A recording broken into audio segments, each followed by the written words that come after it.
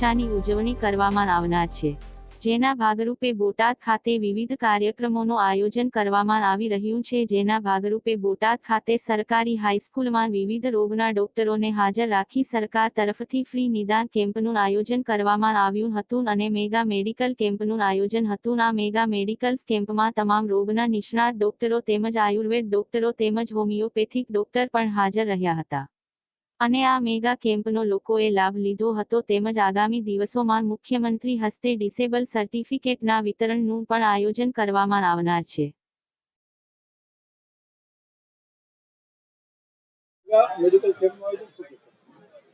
આજે 26 જાન્યુઆરી 74માં પ્રજાસત્તાક પર્વની રાજ્ય કક્ષાની ઉજવણી બોટાદ ખાતે થનાર છે.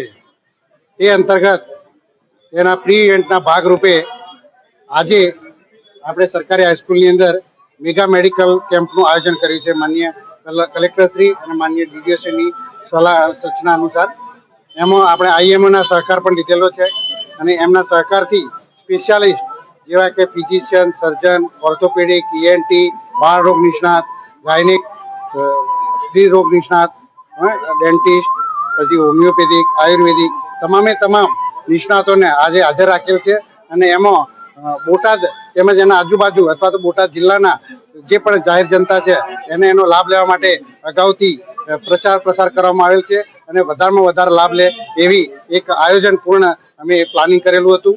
બીજું દિવ્યાંગ સર્ટિફિકેટ પણ અમે 25 તારીખે માનનીય મુખ્યમંત્રીના હસ્તે એપીએમસીની અંદર દિવ્યાંગ સર્ટિફિકેટ એનાયત કરવાના છે.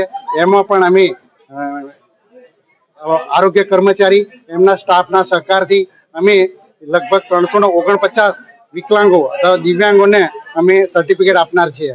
જેમાં 197 જણા લગભગ 40% ઉપર ડિસેબિલિટી છે અને 152 જણા એવા છે કે જેને 40% નીચે ડિસેબિલિટી છે. એ લોકોને કાલે મુખ્યમંત્રીના હસ્તે અમે દિવ્યાંગ સર્ટિફિકેટ એનાયત કરવાના છીએ.